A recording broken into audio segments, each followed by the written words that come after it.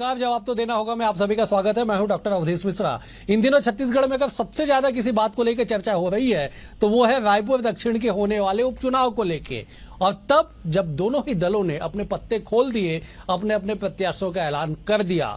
BJP ने पूर्व वरिष्ठ नेता सुनील चौधरी पे भरोसा जताया, तो वहीं कांग्रेस ने युवा चेहरे पे दांव लगाया है। सुनील सोनी पूर्व वरिष्ठ नेता इसलिए क्योंकि महापौर से लेके पार्षद से लेकर सभापति से लेकर सांसद तक की जिम्मेदारी निभा चुके हैं। तो वहीं आकाश शर्मा एनएसयूआई के अध्यक्ष, अब यूथ कांग्रेस के अध्यक्ष के तौर पे सक्रिय राजनीति में सामने वो चल रहे हैं। कैसा ये मुकाबला होगा, क्या सुनील का दम लगेगा या आकाश की उड़ान देखी जाएगी, इन तमाम बातों पर आज चर्चा करेंगे। उससे पहले देख लीजिए ये खास रिपोर्ट।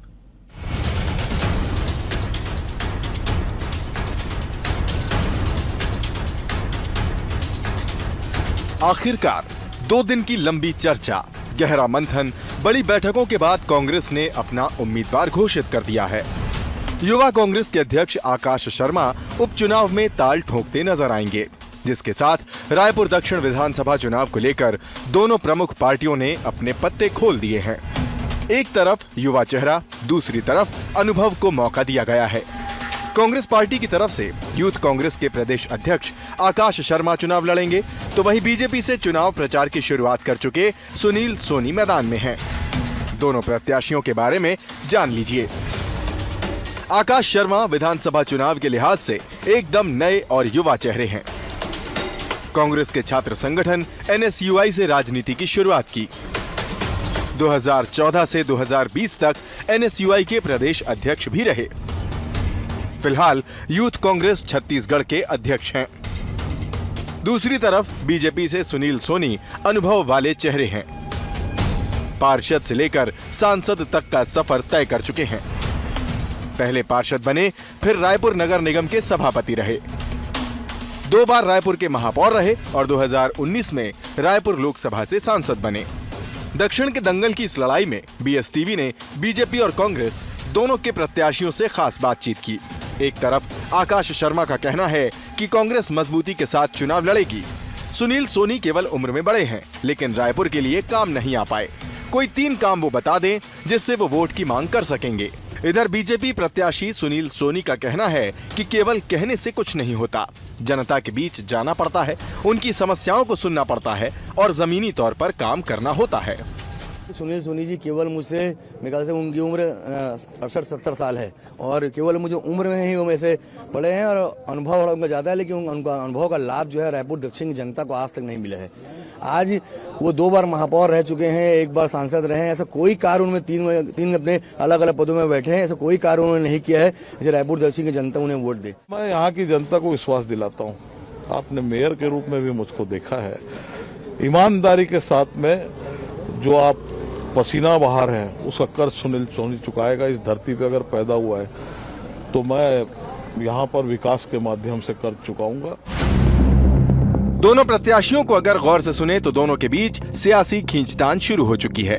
जिस सीट से बीजेपी और कांग्रेस के प्रत्याशी जमकर ताल ठोक रहे हैं, वो सीट असलियत में अब तक सिर्फ बृजमोहन अग्रवाल या भारतीय जनता पार्टी को पहचानती आई है। लेकिन अब चूंकि बृजमोहन अग्रवाल चुनाव नहीं लड़ रहे हैं, तो जनता का तराजू किस प्रत्याशी को ज्यादा तौलता है, ये 23 नवंबर को पता चल ही जाएगा। मगर एक पहलू और भी है कि छत्तीसगढ़ में अब तक जब भी उपचुनाव हुए हैं, तब सत्ता पक्ष का पलड़ा भारी रहा है। इस यूथ वर्सेस सीनियर की लड़ाई में कौन बाजी मारता है, इस पर सबकी निगाहें टिकी हुई हैं। Bureau report, BSTV Chhattisgarh.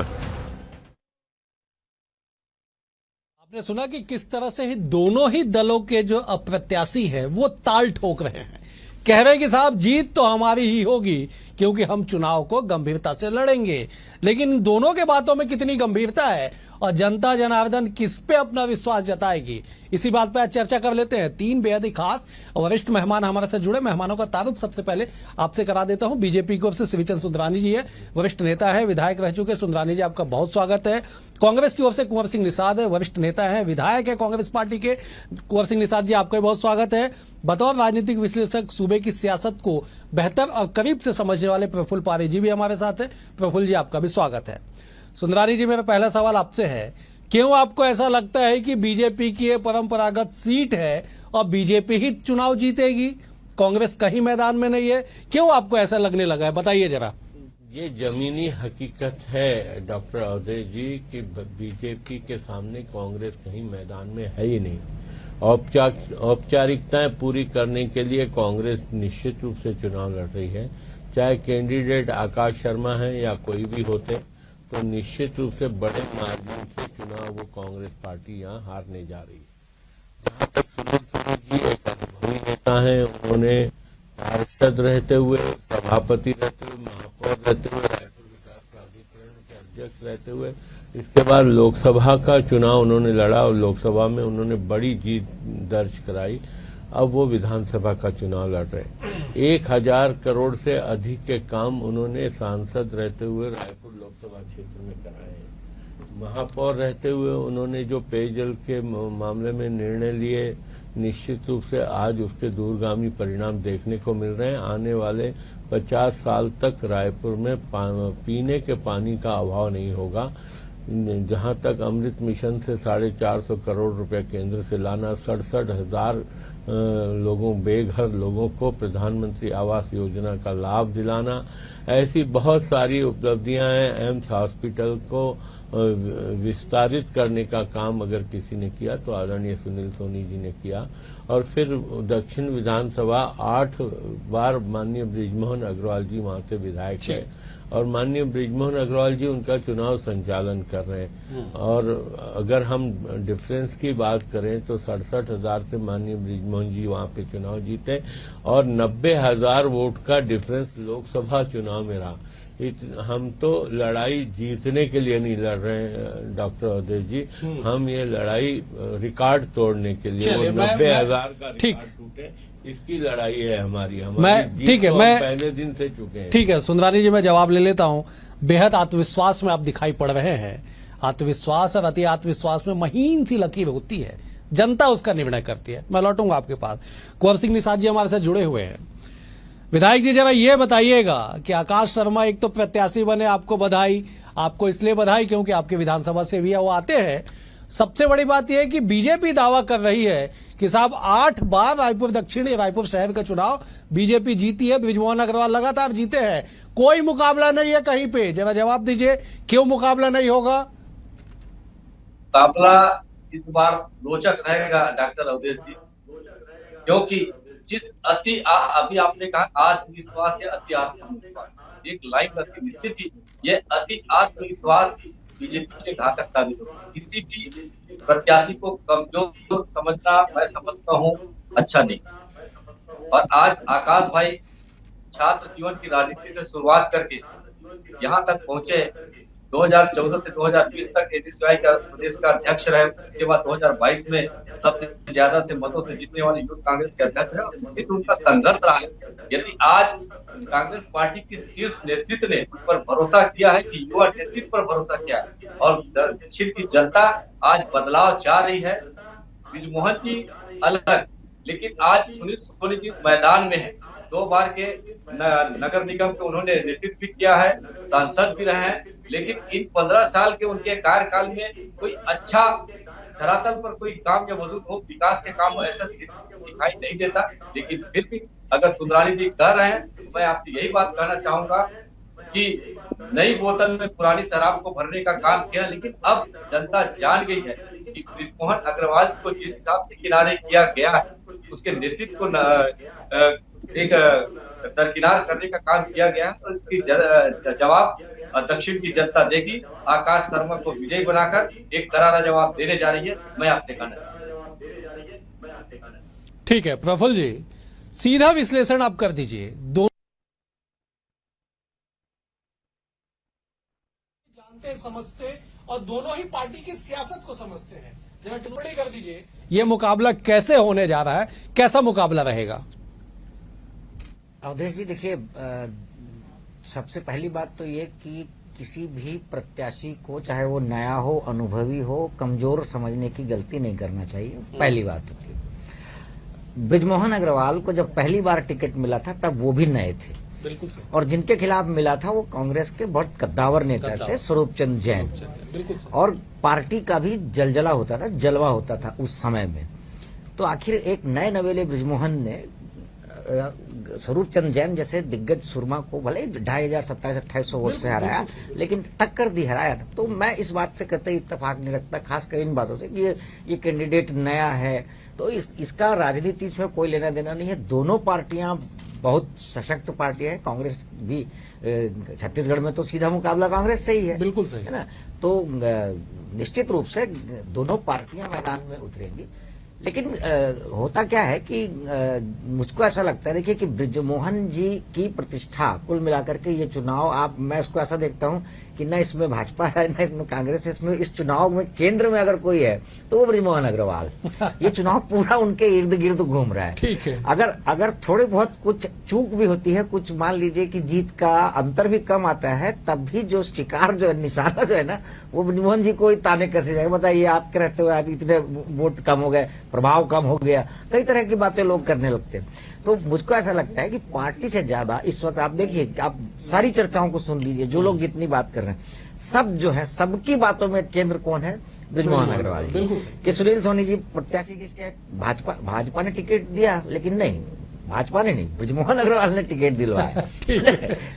तो उनको सुनील सोनी को बृजमोहन अग्रवाल जी का एक प्रतिनिधि के तौर पर जो एक तरह से पेश किया जा रहा है ना, कि हम चले गए यहाँ से, हम अब लोकसभा चले गए, अब आप मेरी जगह पर जो है वो सुनील सोनी बैठेंगे। प्रश्न वो नहीं है। मैं ये कहता हूँ कि सुनील सोनी भी अनुभवी हैं, और अनुभव यही सिखाता है कि सामने वाले को कमजोर ना समझा जाए। ठीक है सुंदरानी जी, आप इलेक्ट्रल पॉलिटिक्स के बेहद माहिर खिलाड़ी हैं। आप खुद विधायक रह चुके हैं, खुद आप पार्षद रह चुके हैं। ऐसे में एक कांग्रेस के यूथ फेस को, जो एनएसयूआई का प्रदेश अध्यक्ष रहा हो, जो मौजूदा समय में युवक कांग्रेस का प्रदेश अध्यक्ष हो, इतने हल्के में आप ले रहे हैं कि आप कह रहे हैं कि 90,000 की लीड को हम और ज्यादा बढ़ाएंगे। कुल मतदाता की संख्या लगभग 2,30,000, मान के चलिए 70% भी वोटिंग अगर वहां पे होता है तो भी लगभग 1,40,50,000 वोटिंग होगा। कैसे संभव है? देखिए, निश्चित रूप से डॉक्टर साहब, जो वहां पे फाइट है ही नहीं। आप 8 चुनाव का रिजल्ट देख लीजिए, हर चुनाव में लीड बढ़ा। एक सिर्फ चुनाव को, 18 के चुनाव को हम देखें तो उसमें लीड थोड़ा सा कम हुआ था, लेकिन 7 बार निरंतर लीड बढ़ी है। लोकसभा में लीड बढ़ी है। भारतीय जनता पार्टी ने सदैव विकास किया, उस क्षेत्र में की पहचान बनाई। आज दक्षिण को अगर पूरे देश के नक्शे में कोई जानता है तो बृजमोहन जी के नाम से जानता है। भारतीय जनता पार्टी का गढ़ रहा है वो क्षेत्र। भारतीय जनता पार्टी के समर्थक मतदाताओं की संख्या बहुत अधिक है। जितना अधिक मतदान होगा उतना अधिक लीड होगा। तो हम तो एक एक पोलिंग बूथ की हमारी तैयारी पूर्ण हो चुकी है। एक एक पोलिंग बूथ पे हमने जिम्मेदारियां बांट दी है। कल हमारी बैठक भी हुई, जिले की बैठक हुई, और कल फिर आदरणीय जामवाल जी के नेतृत्व में बैठक होने जा रही है। और हम हर चुनाव को गंभीरता से लड़ते हैं। कांग्रेस हवाई चुनाव लड़ती है और हम लोग धरातल पे जाके चुनाव लड़ते हैं। तो हमें अपने कार्यकर्ताओं की क्षमता पे भरोसा है। और अभी तक तो दक्षिण के कार्यकर्ता ही चुनाव लड़ते थे, अभी भी दक्षिण के कार्यकर्ता चुनाव लड़ेंगे, लेकिन निश्चित रूप से चारों विधानसभा क्षेत्र के प्रमुख कार्यकर्ता वहाँ एक एक बूथ की पहरेदारी। बिल्कुल ठीक है, मैं लौटूंगा। मैं जरा एक बार विधायक जी के पास जाता हूँ। विधायक जी, जरा कांग्रेस के जीत के दावे का आधार भी बता दीजिएगा। इसलिए मैं पूछ रहा हूं क्योंकि बीजेपी ने गंभीर आरोप लगाया कि कांग्रेस केवल हवाई चुनाव लड़ती है। ये बात अलग है कि आप खुद दूसरी बार चुन के विधानसभा तक पहुंचे हैं। जरा जवाब दीजिए, दक्षिण में किस आधार से आप कहते हैं कि कांग्रेस का पताखा इस बार फहराएगा? डॉक्टर अवधेश जी, हवाई की बात सम्मानीय इमरानी जी करें, मैं समझता हूँ ये अनुभव वाले व्यक्ति को कहना शब्द को में शब्द शायद हल्का लगता। और रही बात जीत की बात, तो सब अपने अपने जीत के प्रति आशान्वित है। और हम इसलिए आशान्वित हैं कि इन 9 महीने और 10 महीने की सरकार ने जो प्रदेश में अपनी स्थिति जो बना ली है, न प्रशासनिक व्यवस्था है, न ही कानून व्यवस्था है, न ही जनता खुश है, न ही किसान खुश है। आप देख लीजिए, सर्वे करा लीजिए। और ये 10 महीने में इनकी सरकार से जो ग्रस्त हो चुके हैं, एक बार उपचुनाव के आप पूरे प्रदेश का एक बार चुनाव करवा दीजिए, तो धरातल में समझ में आ जाए कि हवा और हवाई क्या है। लेकिन ये अति आत्मविश्वास में है, ये इनका आत्मविश्वास रहने दीजिए, सबकी आत्मविश्वास होती है। हम लोग केवल जमीन में काम करने वाले हैं और एक एक कार्यकर्ता जमीन की लड़ाई लड़ने को तैयार है। और आकाश भाई की यदि नेतृत्व सौंपा गया है इस प्रत्याशी बनाया, तो निश्चित ही उन पर एक बड़ी जिम्मेदारी और बड़ा भरोसा पार्टी नेतृत्व शीर्ष संगठन ने कहा निभाया है। आदरणीय खड़गे जी ने उस पर विश्वास किया है, आदरणीय सोनिया जी ने, आदरणीय राहुल जी ने, आदरणीय दीपक बैच जी ने। तो निश्चित ही आज पूरे पार्टी के एक एक कार्यकर्ता दक्षिण में जाकर वो जरूर ये सफलता हासिल करने की कोशिश करेगी कि 8 बार तो इनको भाजपा की झोली में ये विधानसभा रहा है, इस बार जिताकर कांग्रेस की झोली में डालेंगे और प्रदेश में एक परिवर्तन की बयान हो। यही रायपुर की दक्षिण से शुरुआत करी पूरी उम्मीद और विश्वास के साथ में आपको। ठीक है, बिल्कुल मैं लौटूंगा आपके पास। मैं जब प्रफुल्ल जी का रुख कर लेता। प्रफुल्ल जी, दोनों ही प्रत्याशियों के बीच में अगर एक कॉमन फैक्टर कहा जाए या ये कहा जाए कि दोनों के सामने एक बड़ी चुनौती है, चुनौती ये कि गाहे बगाहे भीतरी राजनीति में या बीजेपी के ही ग्राउंड स्तर पे सोशल मीडिया पे सुनील सोनी पे निष्क्रिय होने के सीधे आरोप लग रहे हैं। दूसरी तरफ कांग्रेस के सामने चुनौती ये कि प्रमोद दुबे को आपने टिकट नहीं दिया, वो नामांकन खरीद चुके थे। कन्हैया अग्रवाल को आपने टिकट नहीं दिया, वो नामांकन खरीद चुके थे। ज्ञानेश शर्मा को आपने दरकिनार किया, ब्राह्मण समाज के बड़े नेता है। दोनों ही दलों के सामने चुनौती है। आपका विश्लेषण जरा बताइए। देखिए, सुनील सोनी जी के ऊपर जो आप कह रहे थे कि पार्टी में ही लोगों को शिकायत है, तो ठीक वैसी ही शिकायत मुझे लगता है प्रमोद दुबे जी को भी लेकर के कि भाई आप पार्षद भी लड़ेंगे, आप महापौर भी लड़ेंगे, आप सांसद भी लड़ेंगे। तो सुनील सोनी जी के साथ भी वही है, उनके साथ भी वही बने, सभापति वही बने, महापौर वही बने, आरडीए के चेयरमैन वही बने, पार्टी के उपाध्यक्ष वही बने, सांसद वही बने, विधायक का टिकट मिल गया। बस ये एक अंतर जो है ना, वो एक सीढ़ी सुनील सोनी ज्यादा चढ़ गए कि वो उनको टिकट मिल गया, प्रमोद दुबे को टिकट नहीं मिला। अब पार्टी ठीक है, पार्टी ने उनको आजमाया, पार्टी चाहती होगी, ये सोचती होगी कि नए लोगों को आगे लाना चाहिए। और मतलब मैं भी ऐसा मानता हूँ कि नए लोगों को वाकई मौका देना चाहिए। और ये बात जो मुझको लगता है कि जो एक ब्राह्मण वोट बैंक है दक्षिण में, जो लगभग 22,000 किया जाता है ना, और वो बिल्कुल परंपरागत तरीके से भारतीय जनता पार्टी का वोट बैंक है। तो कांग्रेस उससे भी उम्मीद लगा रही है कि अगर एक ब्राह्मण मतदाता, प्रत्याशी, युवा प्रत्याशी अगर आता है सामने तो उसको उसका फायदा मिलेगा।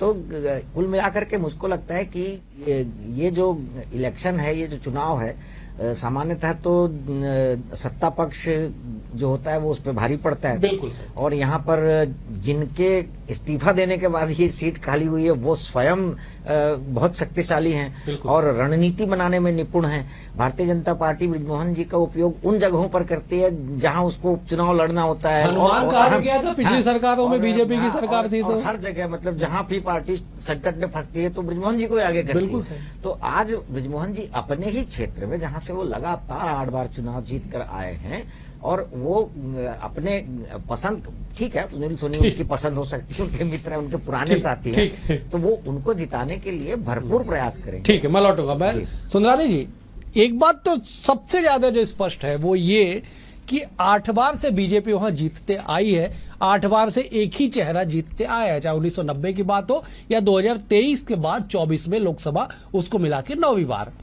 लेकिन इस बार आप लोगों के पास बृजमोहन अग्रवाल बतौर प्रत्याशी नहीं होंगे, वो अपने लिए वोट का अपील नहीं करेंगे, पार्टी के लिए करेंगे। कितना प्रभाव पड़ेगा उनका मैनेजमेंट व्यक्तिगत तौर पे आप भी बेहतर जानते हैं, प्रफुल्ल जी भी जानते हैं, और शायद प्रदेश की जनता जानती है। जी, भारतीय जनता पार्टी की रीति नीति जो है वो व्यक्तिवादी नहीं है कि बृजमोहन जी अपने लिए प्रचार करते थे, सुनील सोनी जी के लिए वोट कैसे मांगेंगे।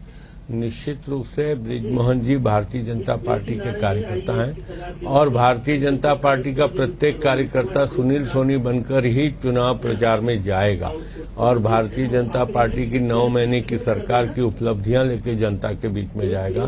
15 साल डॉक्टर रमन सिंह जी की सरकार की उपलब्धियां लेके जाएगा, 10 साल की आदरणीय नरेंद्र मोदी जी की सरकार की उपलब्धियां लेके जाएगा।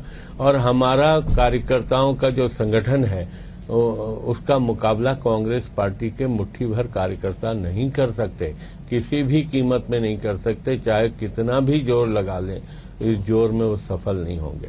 ठीक है, विधायक जी जरा बता दीजिए कि कांग्रेस के सामने भी चुनौतियों का अंबार है, ऐसा नहीं है कि चुनौती कांग्रेस के सामने नहीं है।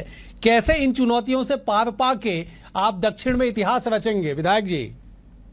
अवधेश जी, कांग्रेस पार्टी ने हमेशा चुनौती स्वीकार की है और ये चुनौती हम छोटी में बड़ा चुनौती मान रहे हैं और ये चुनौती हमारे लिए एक निर्णायक साबित होगा, हमें पूरा विश्वास है। और जिस हिसाब से आदरणीय सुंदर जी ने कहा कि 9 महीने 10 महीने की सरकार ने जो की है वो 10 महीने की सरकार की उपलब्धि मुझे बता दे, धरातल दो चार ऐसे काम बता दे। लेकिन आज केवल अपने हाथों से अपनी पीठ थपथपाने से काम नहीं चलेगा। अवधेश जी, आपने धरातल पे क्या किया है वो आप बताएंगे कि आपने 9 महीने की सरकार में इतने हजार करोड़ का कर्जा लिया है और उसके बाद हमारी सरकार पर आपने आरोप लगाया, लेकिन आप ढाक के 3 पास चल रहे हैं। अभी तो आपके पास एक चैलेंज है, धान खरीदी से लेके अन्य चीजों पर विकास के सारे काम रुके हुए, पूरे काम जितने स्वीकृति आपने निरस्त किया है, तो कहां तक आपकी सरकार चल पा रही है और कहां पर आप चल पा रहे हैं?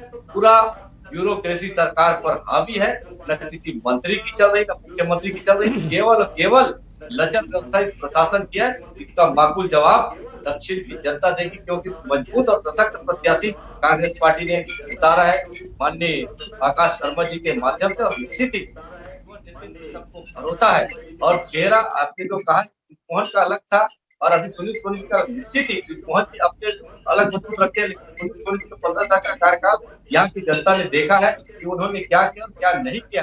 तो इस बार पुरानी, मैंने आपको कहा है कि पुरानी बोतल में नई बोतल में पुरानी शराब भरने से काम नहीं चलेगा, नेतृत्व पर भरोसा करना चाहिए। और आज दक्षिण की जनता बदलाव चाह रही है और आज एक वर्ग को शादी का जो काम किया है, सीधी ब्राह्मण समाज के बहुत ज्यादा वोटर है और यहाँ पर एक निर्णायक स्थिति होगी और इस निर्णय में जनता यहाँ के निर्णय लेकर पूरा विश्वास है कि कांग्रेस पार्टी की मुट्ठी भर, उन्होंने कहा कि मुट्ठी भर, अगर मुट्ठी में ताकत होती तो बड़े बड़ों को पिलाकर रख देती है। ठीक है विधायक जी, मैं लौटूंगा, समय रहा आपके पास तो मैं लौटूंगा आपके पास।